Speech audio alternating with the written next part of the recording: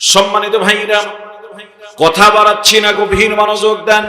সাহাবা আজমাইন বিশ্বনবী মুহাম্মদ রাসূলুল্লাহ সাল্লাল্লাহু আলাইহি ওয়াসাল্লামকে কত ভালোবাসতেন, ছোট্ট একটা নমুনা আপনাদের মাঝে তুলে দিয়ে যাই। ও মুসলমান ভাইরা আমার, আল্লাহর নবী সাল্লাল্লাহু আলাইহি ওয়াসাল্লাম একবার সিংহা লাগাইছিলেন। আগের যুগে সিংহা ব্যবহার করা হতো মানুষের শরীরে যেখানে ব্যথা কিংবা কোনো প্রকার যদি ব্যথা তৈরি হয়ে যায়, এমনকি ব্যথা ছাড়াও যদি কোনো জায়গায় ফোড়া উঠে যায়, সে জায়গাও সিংহা ব্যবহার করা হতো। নবীজির শরীরে একবার সিংহা লাগানো হলো। সিংহা লাগানোর কারণে সামান্য কিছু রক্ত প্রবাহিত হলো, কিছু রক্ত বেরিয়ে পড়ল। আল্লাহর নবী সাল্লাল্লাহু আলাইহি ওয়াসাল্লাম উপস্থিত অনেকগুলি সাহাবা ছিলেন। এর ভিতরে আল্লাহর হাবিব সাল্লাল্লাহু আলাইহি ওয়াসাল্লাম হযরত আব্দুল্লাহ ইবনে জুবাইরকে ডাক দিয়ে বললেন, ওরে আব্দুল্লাহ ইবনে জুবাইর, আমার এই রক্তগুলি তুমি কোথাও নিয়ে গিয়ে মাটির নিচে দাফন করে দিয়ে চলে আসো। আব্দুল্লাহ ইবনে জুবাইর নবীজির রক্তগুলি হাতের মধ্যে পাওয়ার পর নবীজির দরবার থেকে বেরিয়ে পড়ে যখন তিনি আড়ালে হয়ে গেলেন, ভাবলেন আহারে, যে নবীজির শরীর থেকে, চেহারা থেকে, আহারে পবিত্র চেহারা মোবারক থেকে রক্ত বেরিয়ে পড়েছে, সিংহা লাগার কারণে রক্ত বেরিয়ে পড়েছে। আল্লাহর নবীর পবিত্র দেহের থেকে যে রক্ত বেরিয়ে পড়েছে, এই রক্তটা কি করে আমি মাটির নিচে কোথায় রাখি? এটা সম্ভব হতে পারে না। আমার ভাইরা পেয়ালার মধ্যে মুখ লাগায় দিয়ে হযরত আব্দুল্লাহ ইবনে জুবাইর রাদিয়াল্লাহু তাআলা আনহু ওই আল্লাহর হাবিবের রক্তগুলি পান করে ফেললেন। জোরে বলুন সুবহানাল্লাহ, বলুন আল্লাহু আকবার। আমার ভাইরা নবীজিকে কি পরিমাণ ভালোবাসতেন, কি পরিমাণ মহব্বত করতেন। সিংহা লাগানো রক্তটা পর্যন্ত ফেলিয়ে দিলেন না, মাটির নিচে দাপন করতে দিলেন না, পান করে ফেললেন।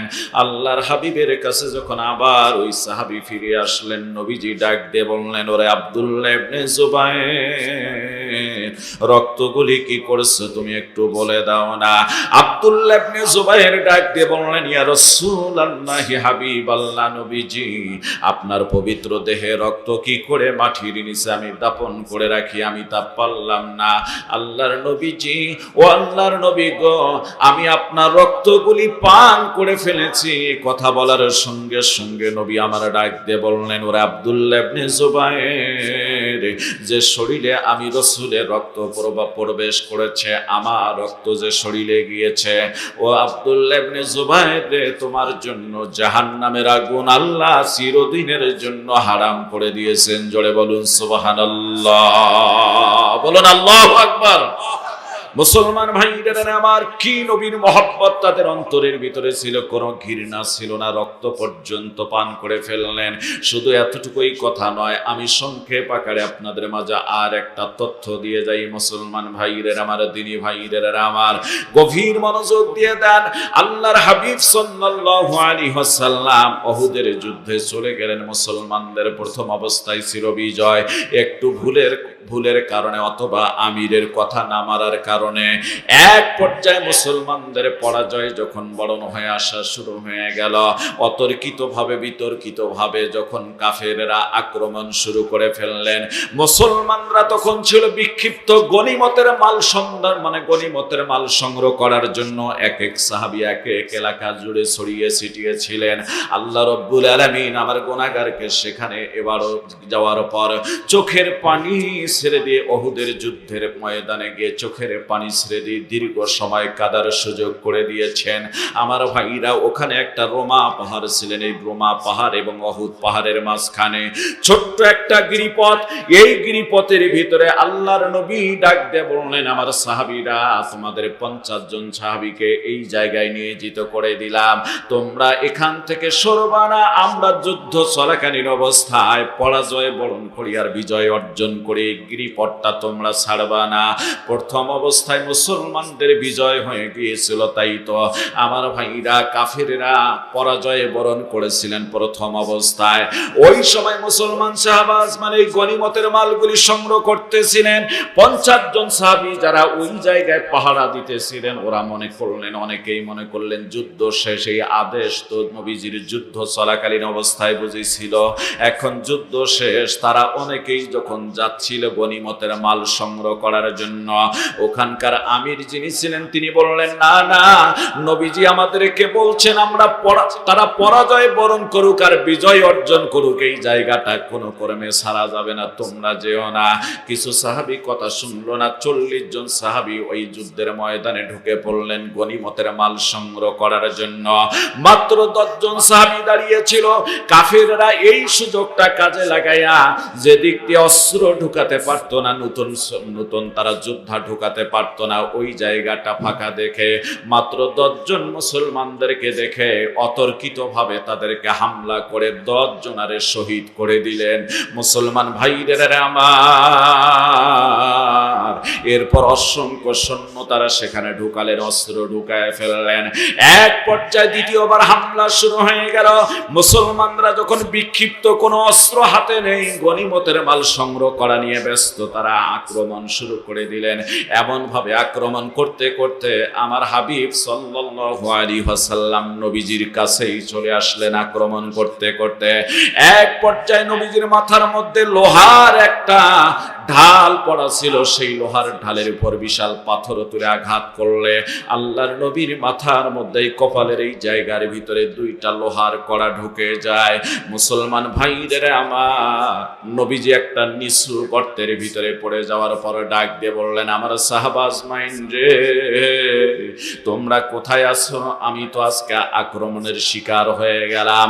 আমি আব্দুল্লাহর পোলা মুহাম্মদ, আমি আখিরি জামানার পয়গম্বর নবী মুহাম্মদ রাসূলুল্লাহ, তোমাদেরকে ডাক দিয়ে বলছি আর দেরি করো না, তোমরা আমার কাছে ছুটে আসো, আমি এখন আক্রমণের শিকার হয়ে গিয়েছি। এই আওয়াজটাও মুসলমানদের কানে ঠিক মতো যায় নাই, কারণ সেই সময় সাহাবা আজমান একেবারে বিক্ষিপ্ত অবস্থায় রয়েছে। লোহার করা ঢুকে আল্লাহর নবী একটা গর্তের ভিতরে পড়ে গেলেন। অনেক লম্বা কথা শুধুমাত্র শর্ট করে বলে দিতে চাই, আমার ভাইরা, নবী আমার অসুস্থ হয়ে পড়ে গেলেন। এমন সময়ের ভিতরে হযরতে আবু বকর রাদিয়াল্লাহু তাআলা আনহু দৌড় দিয়ে আসলেন লোহার কড়াটা বের করার জন্য। এমন সময়ের ভিতরে হযরতে আবু ওবাদা ইবনে জাররা রাদিয়াল্লাহু তাআলা আনহু আবু বকরকে ডাক দিয়ে বললেন, ভাই আবু বকর,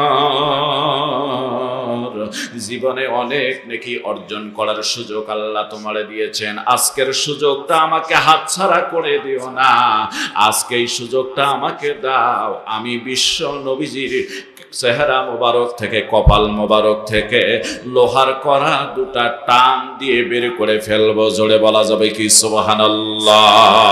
বলুন আল্লাহু আকবার। কি পরিমাণ নবীর ভালোবাসা! একদিকে আবু বকর দৌড় দিয়ে আসলেন, অপরদিকে উবাদা ইবনে জাররা দৌড় দিয়ে আসলেন। আমার ভাইরা, আবু উবাদা ইবনে জাররা জান্নাতি 10 জন সাহাবীর ভিতরে 2 জন সাহাবী জান্নাতীর ভিতরে তালিকার ভিতরে রয়েছে। আবু উবাদা বাধা দিয়ে দিলে আবু বকর দাঁড়িয়ে গেলেন, আর তিনি লোহার কড়া কামড় দিয়ে তুলতে গেলেন না। আবু উবাদা ইবনে জাররা, আমার ভাইরা, নবীজির সেই কপালের মধ্যে লোহার কড়াটা একটা দাঁত দিয়ে, মানে একটা কড়ার ভিতরে দাঁত দিয়ে শক্ত করে যখন তিনি কামড় দিয়ে টান দিয়েছেন, উঠতেই চাচ্ছে না, এত গহীনে প্রবেশ করে গিয়েছে। আমার মুসলমান ভাইদের আমার, জোরে কামড় দিয়ে যখন টান দিয়ে লোহার কড়া একটা বের করে ফেললেন, সাথে সাথে উবাদা ইবনে জাররার একটা দাঁত শহীদ হয়ে গেল, ভেঙে গেল। জোরে বলুন আল্লাহু আকবার। সেই দিকে ভ্রুক্ষেপ করলেন না, দাঁত ভেঙে আবু উবাদা ইবনে জাররার দাঁত থেকে ভেঙে যাওয়ার কারণে রক্ত ঝরে। ওই অবস্থায় আল্লাহর বান্দা নবীজির আর একটা লোহার কড়া বের করার জন্য আর একটা কামড় দিলেন। আমার ভাইরা, কামড় দিয়ে লোহার কড়াটা ধরে যখন টান দিলেন, আবু উবাদা ইবনে জাররা রাদিয়াল্লাহু তাআলা আনহুর আরেকটি দাঁত ভেঙে গেল। নবীজির কপাল থেকে লোহার কড়াটা বের করে ফেললেন। জোরে বলা যাবে কি সুবহানাল্লাহ? আবু উবাদা ইবনে জাররা 2 হাত, আল্লাহর বান্দা মুখের মধ্যে হাতটা চাপ দিয়ে ধরে তার রক্তগুলি যাতে নবীজি দেখতে না পারে একটু চাপ দিয়ে ধরে রাখতেছেন। অপরদিকে 2টা লোহার কড়া বের হওয়ার কারণে ফিঙ্কি দিয়ে রক্ত পড়ে আল্লাহর নবীর চেহারা মোবারকে, এই চেহারা মোবারকের ভিতরে রক্ত পড়ে গেল, আল্লাহর নবীর দেহের উপরে কিছু রক্ত পড়ে গেল, তার কপালে রক্ত। আমার মুসলমান ভাইদের আমার, হযরতে মালিক ইবনে সিনান রাদিয়াল্লাহু তাআলা আনহু দৌড় দিয়ে চলে আসলেন। আসার পর নবীজির কপাল থেকে শুরু করে নিয়ে চেহারা মোবারক এবং দেহের উপরে যে রক্তগুলি পড়েছে, নিজের জিহ্বা দিয়ে চেটে চেটে আল্লাহর নবীর এই রক্তগুলি পরিষ্কার করে দিতেছিলেন এবং রক্তগুলি সে পান করে ফেললো। জোরে বলা যাবে কি সুবহানাল্লাহ। নবীজি ডাক দিয়ে বললেন, মুসলমান ভাইদের আমার, আল্লাহর নবী মালিক ইবনে সিনানকে ডাক দিয়ে বললেন, লাং তামাসসাকা মিনান নার, ও মালিক ইবনে সিনান, আমার আল্লাহ রাব্বুল আলামিন তোমার জন্য জাহান্নামের আগুন হারাম করে দিয়েছে, কারণ আমার রক্ত তোমার দেহের ভিতরে প্রবেশ করেছে। জোরে বলুন সুবহানাল্লাহ, বলুন আল্লাহু আকবার। নবীজির এই পরিমাণ ভালোবাসা কি আমাদের অন্তরে আছে? তৈরি করার দরকার আছে না নাই? জোরে বলেন আছে না নাই? দিনী ভাইদের আমার, ঠিক তোমাদেরকে আজকে যে কথাটা একটা পরিষ্কার করে একটা কথা বলে দিতে চাই, গভীর মনোযোগ